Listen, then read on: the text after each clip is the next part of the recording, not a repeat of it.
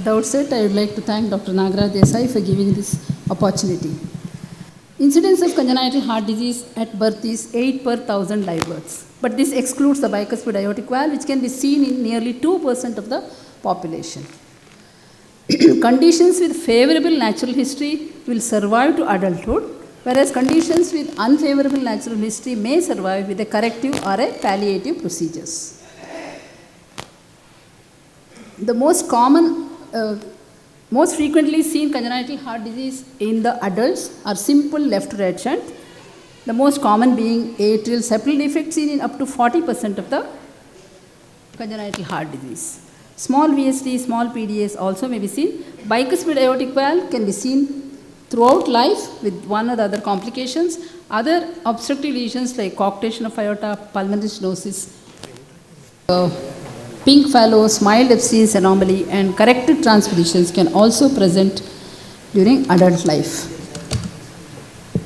The common cyanotic heart diseases which we see in adults is the tetralogy of Fallot and tetralogy-like conditions. Next common is Eisenmenger's, rarely Epstein's anomaly, and other cyanotic heart diseases. Operated CHD, operated congenital heart diseases like complete repair or palliative repairs also can be seen. Cyanotic heart disease, congenital heart disease in adults may present with heart failure, which is the leading cause of death, arrhythmias, thromboembolic complications, pulmonary artery hypertension, and infective endocarditis. So congenital heart disease is a lifelong chronic condition with multiple admissions. They need multiple surgeries, interventions. They may have endocarditis, pregnancy issues, reduced quality of life, arrhythmia, sudden cardiac death, and ultimately they have a reduced life expectancy. So briefly about management of some of the diseases which are common, that is the atrial septal defect, which is seen in 40% of the adults, and the second one, ASD, is the most common among them. The closure is best if it is done before 25 years. After 40 years, you cannot prevent arrhythmias, but at any age if you close, the symptoms can be improved, provided it can be done with a device. Device closure is seen to be same success rate, it has same success rate as surgery. Several studies have shown that the complication rates are less than 1%. They need antiplatelet drugs like aspirin 75 milligrams for 6 months. Which patient should be closed? If the shunt is more than 1.2:1 with RV volume overload and the PVR should be less than 3 Wood units, then ASD closure helps. The method of choice is device closure. In elderly patients, if cannot be closed with the device, the surgical benefit versus the risk should be weighed. So if between 3 to 5, ASD closure should be considered if the shunt is more than 1.5:1 because it is shown to decrease pulmonary artery pressure and improve symptoms. Beyond 5 Wood units, there is no definite data to support closure. It should be contraindicated in patients with exercise-induced desaturation or resting desaturation. Vasoreactivity testing is not recommended in these patients. Coming to bicuspid aortic valve, the most common cause of aortic stenosis seen in 60 to 80%, and majority of them will develop ascending aortic dilatation causing a higher risk of dissection. There is a small risk of infective endocarditis throughout life. The recurrence in the first degree relatives is around up to 10%, so they need echo screening to detect this. Coarctation of aorta is a generalized aortopathy. They can have associated aortic aneurysms, and bicuspid aortic valve is a common association, and 10% of them can have intracranial aneurysms. When it should close, the peak to peak gradient is more than 20 millimeter mercury with hypertension. The choice of closure is stenting. Covered stents are preferred because of lower complications. TOF unoperated is the most common cyanotic heart disease we see in adults. Corrective surgery can be done with a mortality of less than 5%, but the complications are more.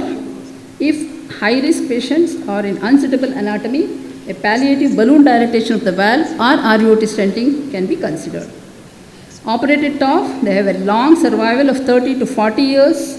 in 90% of the patients, but they need annual checkup because they are prone for complications, especially if you put a transannular patch, there is a risk of progressive pulmonary regurgitation, which initially is well tolerated. Eventually they develop RV dysfunction and they will need pulmonary valve replacement. Other complications like residual RVOT obstruction, residual BST, aortic dilatation with aortic regurgitation, they may present with heart failure due to ventricular dysfunction and various arrhythmias and increased risk of sudden cardiac death, especially if the QRS duration is more than 180 milliseconds. In general, cyanotic patients have multi-system disease. They have higher risk of bleeding and thrombotic complications. So, unnecessary use of aspirin, NSAID and anticoagulation should be avoided, and routine phlebotomies, which is routinely done in many patients with cyanotic heart disease, should be avoided because it causes iron deficiency, and the iron deficiency make them prone for stroke. So when phlebotomy should be done? Only when they have severe hyperviscosity symptoms with hematocrit more than 65 to 70%. Below 65%, the symptoms are likely to be iron deficiency or dehydration. These two things should be ruled out because they can also cause similar symptoms. So remove 300 to 500 ml of blood, which should be replaced with saline. Make sure that they are iron repleted with iron supplements. Finally, pulmonary artery hypertension, which is a progressive disease with poor prognosis. Even after defect closure, the pH can progress. The drugs which reduce pulmonary hypertension like sildenafil, tadalafil and bosentan, ambrisentan have shown to be beneficial. They should be used either in initial combination therapy or sequential combination. In high-risk patients, IV prostanoids can be used. Last, Eisenmenger syndrome, the survival is better compared to other PH, but surgery is not an option in most of the patients. So they need to be educated properly. They should avoid volume depletion, extreme heat, strenuous exercise, high altitude and long distance air travel. And the woman with Eisenmenger syndrome should be counseled against pregnancy. These are the other contraindications for pregnancy in a patient with congenital heart disease: severe LV dysfunction, systemic right ventricle with moderate to severe dysfunction, severe left-sided obstructive lesions like symptomatic AS, severe coarctation, and a bicuspid aortic valve with aortic dimension more than 50 millimeter. Estrogen-containing contraceptives are potentially harmful in patients with high risk of thromboembolic events, so it should be avoided in patients when they have cyanosis, pulmonary hypertension, or Fontan physiology. To summarize, adult congenital heart disease is a growing challenge. The incidence is selected by natural history. We have increasing incidence of operated CHD now. The management needs a core team with special training in multiple other specialties like this. Thank you. Thank you so much.